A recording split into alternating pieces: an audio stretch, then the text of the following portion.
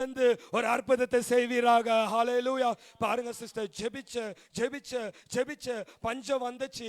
எங்க பார்த்தாலும் கஷ்டங்கள், எங்க பார்த்தாலும் சாப்பாடு இல்ல, எங்க பார்த்தாலும் கடன் பிரச்சனைகள், எங்க பார்த்தாலும் கூக்குரலின் சத்தங்கள். ஆனா இப்படிப்பட்ட பஞ்ச நேரத்துல கூட கர்த்தர் உங்களை ஆசீர்வதிக்க வல்லவரா இருக்கிறார். ஹalleluya.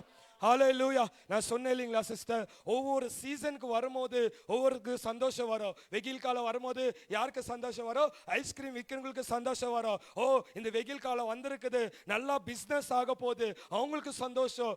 சில பேருக்கு சில சீசன் வரும்போது சந்தோஷம். ஆனா கிறிஸ்தவர்களுக்கு எப்ப ஆசீர்வாதம்னா பஞ்ச காலத்துல கர்த்தர் நம்மளை உயர்த்த வல்லவரா இருக்கிறார். ஹalleluya.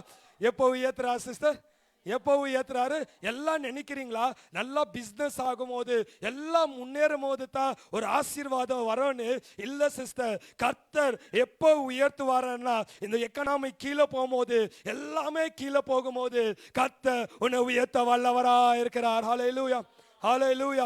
ஹalleluya. பாருங்க, அந்த கொரோனா டைம்ல கூட நான் வந்து இவாஞ்சலிஸ்டா இருந்தேன். ஈஸியில் அந்த காலத்துல எனக்கு மாச சம்பளம் இல்லை, எனக்கு வந்து 10ஆம் தேதி ஆனா காசு வராது. ஆனா அந்த பஞ்ச காலத்துல எப்படி இருந்தேன்? வீட்டில் தான் இருந்தேன். நானும் வீட்டில் இருந்தேன், பசங்க எல்லாம் இருந்தாங்க. ஹalleluya. ஒரு வாட்டி என்னாச்சுன்னா, மே மாசத்துல எனக்கு பர்த்டே, ஓகேங்களா? பர்த்டே ஆகும்போது எனக்கு வீட்டில் வந்து